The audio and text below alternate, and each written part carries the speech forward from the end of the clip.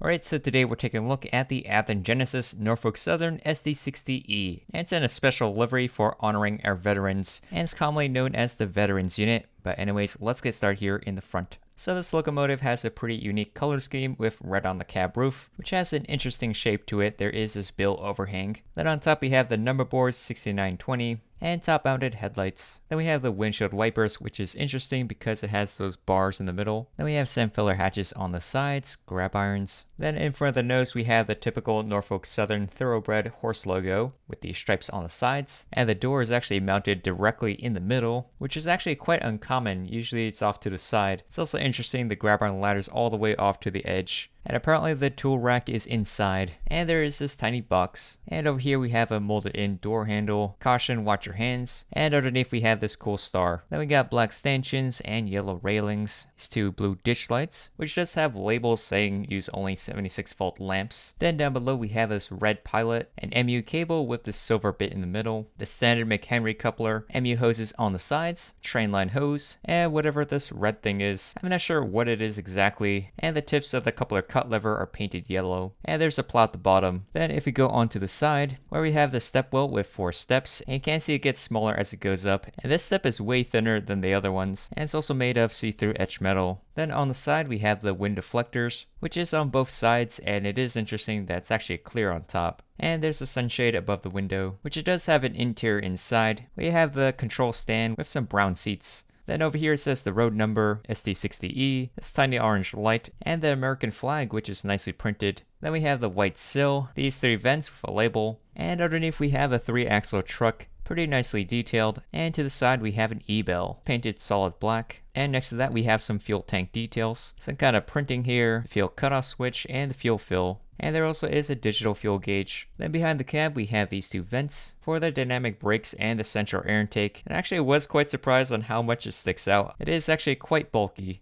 We also have a window with a windshield wiper. There also is this tall box and this angled blower duct, which has this railing that wraps around it with a little wall on the side. And then in the middle it says honoring our veterans, and this yellow ribbon which signifies supporting our troops, and also these cool waving red and white stripes which go along the side. And at the bottom we have the fuel tank with an air reservoir tank above it. Then next to that we have an air dryer filter, and above that is an AEI tag, which is actually a separately applied piece. There also is the step up which goes across the side. Then in the back we have the radiator fans, and the typical Norfolk Southern logo but smaller, handbrake wheel on the side, and actually sticks out. There are also these little labels, and some kind of control panel, which is actually indented. Then here is the rear truck with some brake chains. There's like one hanging from the sill and another one on the truck, and they move independent from each other. And in the corner there are these yellow brake stick holders, which the rear one is angled outwards. Alright, now let's go check out the back. So over here we have the number boards, the twin headlights, the grab iron liner on the left, and another American flag. And as always, Norfolk Southern likes ditch lights in the back, which there is a red wire hanging below, which doesn't really move when they try to tuck it in. And at the bottom we have 2 spare knuckle coupler holders, and these 2 grab irons which the MU hoses are tucked into. And now for the engineer's side. Let's take a look at the detail. There is this box with wires sticking out. There is also another one in the front. If you guys know what it is, let me know down in the comments. There's also these 3 panels that stick out. And next to that is a window for the water level sight glass. And down below we have some more yellow brake stick holders. Alright, so moving along we have an air reservoir tank, which unlike the other side, this one actually sticks out past the fuel tank. And if we make our way over here, we have some more vents. The dynamic brake rails are flat on this side. You can also see sorta inside it. And down here we have a little wall. Covers up the 2 steps to go up to the cab, which there is a doorway, and hanging underneath is a spitter valve. There also is a speed recorder attached to this axle. Okay, so now let's go check out the top. So over here in the front, you can check out the shape of the nose, kind of reminds me of like an octagon, and on top we have the PTC antenna array. nicely painted. Pipes in between, lift rings on the edges. And it's a bit odd since the back one has stilts, and if we look closely, the cab roof actually like slopes inwards. So apparently that's what they did in the prototype as well. It's also a bit higher than the body. Then after that, we have some fans. First one's for the dynamic brakes, followed by a smaller fan with these grills on the sides. Then here's the exhaust stack. You can see a bit of the circuit board inside. And in the middle, we have these 4 X panels. It's also equipped with the Leslie RST5T horn, and it has 3 radiator fans. There's also this V-shaped grab iron in the back and sand filler hatch. I also should mention there's like these tiny little lift rings. Alright, now let's go check out the bottom, which the axle box is red to match up with the front. And there's a pair of sanding lines along the side of it. And then here is the truck, the fuel tank, and the other side.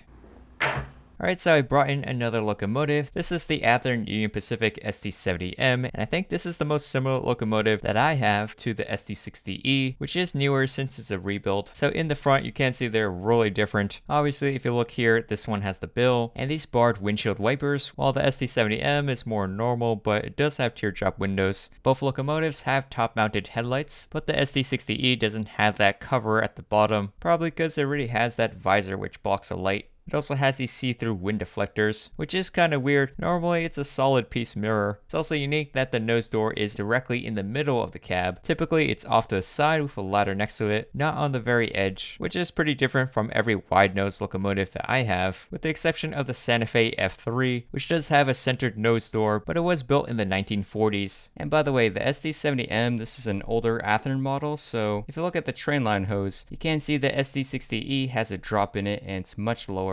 And the steps have see-through etched metal holes, but in the past apparently they were solid, even though if you go on the other side, it does have some etched metal steps. So these two locomotives have a similar layout, with this fan in the front and 2 vents on the sides, followed by an exhaust port, but it is different since it has that fan at the top. And there is an angled blower duct on the side, while on the SD70M it's a giant box with this step in the front, and the dynamic brake air intake is rectangular, while the SD60E has an angle in it. Also, it's using this older style truck, which is pretty similar to the one on the SD40-2. While the SD70M is using a newer HECR radial truck, but it does have this older style steel bell as opposed to the modern day E-bell. This also has an exposed handbrake which just sticks out, but nowadays it's more common to have it embedded into the body. And then for the side, this air reservoir tank, I don't know why, but it's offset from the fuel tank, which is aligned on the SD70M. And if you compare the cab roofs, you can see this one, it's pretty flush with the body, while the SD60E has these lines kind of slanting inwards, and the back half actually juts out from the body. Also, the SD70M has a border around the radiator fans, which is streamlined in the SD60E.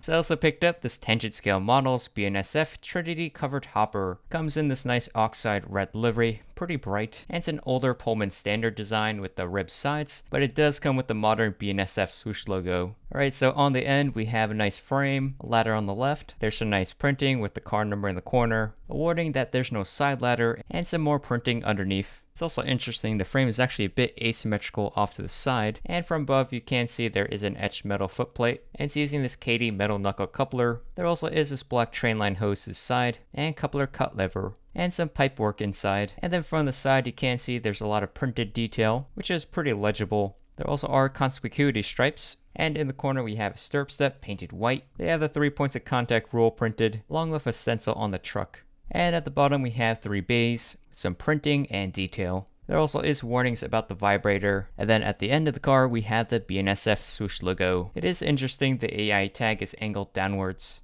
And then here is the B end of the car. We got the brake wheel and the air brake system. It is pretty well detailed, and even inside there's little tiny printed text. And here's the other side. And now let's go check out the roof, which does have this yellow grab iron in the corner. And it has see-through etched metal walkways, which are supported by these stilts, which are actually asymmetrical, so they don't really line up with each other. And in the middle we have some roof hatches. And then for the bottom section, here's how that looks like. It's a range of motion of the truck. And here's a closer view of the bottom of the bays. And now it's compared to my lifelike covered hopper. It's a pretty similar style. Pullman-Standard with these ribs on the sides, but it is much cheaper, built from a model kit, while the tangent is more expensive, but more detailed. You can see this car, it's mostly just one color molded in, except this label. While Tangent has printing here, here at the bottom. If you look at the wheel, it's much thinner. Versus Lifelike, it's kind of chunky. There's lots of these really thin pieces, which on Lifelike, it's not that bad, but it's pretty thick. And if you look at the truck, it's the same molded in plastic gray. While on Tangent, they got that stencil, and it has rotating bearing caps, along with see-through edge metal walkways, which is solid on Lifelike. And it's missing all that detail like the train line hose and the coupler cut lever. Now, a more fair comparison, I got my ScaleTrains covered hopper, which they both have the BNSF swoosh logo, but the colors are really different. The ScaleTrains has this darker maroon earthworm color, while Tangent has this lighter shade of red. So the ScaleTrains is a Gunderson, more like a modern covered hopper design, while this one has the ribbed sides, which is older. The Gunderson is a bit taller with more capacity. Now both models are pretty well detailed, with the stenciling on the truck, rotating bearing caps, which the Tangent has an older style, so they are more on par with each other. Now one realistic thing ScaleTrains did do better is the coupler, which they added the bottom shelf to it. Also the trainline hose is silver on the end, which on Tangent they just used a regular Katy coupler, although Katy does produce bottom shelf couplers, and there's no silver cap on the trainline hose. Also on ScaleTrains there is this pipe running along the side, while on the Tangent model they actually did include the holes for the pipe, but the pipe itself is not there, and apparently that's actually what they did in the prototype, so it is more accurate without it.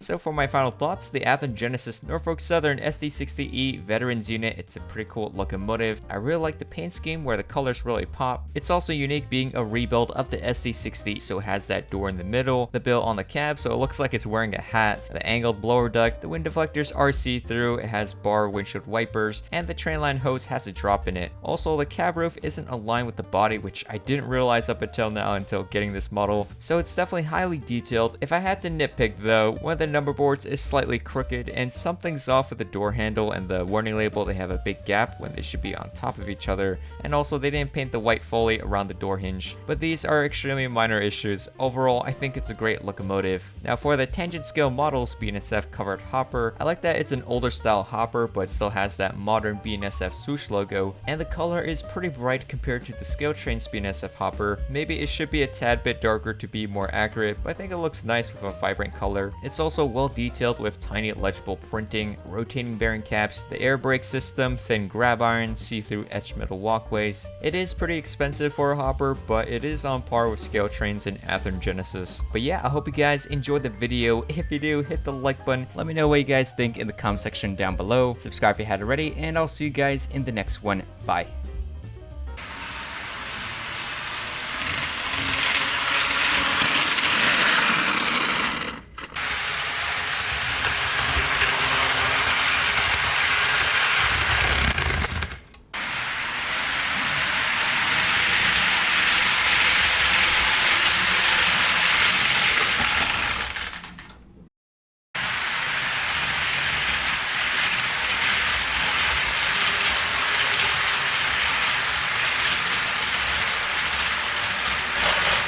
Nope.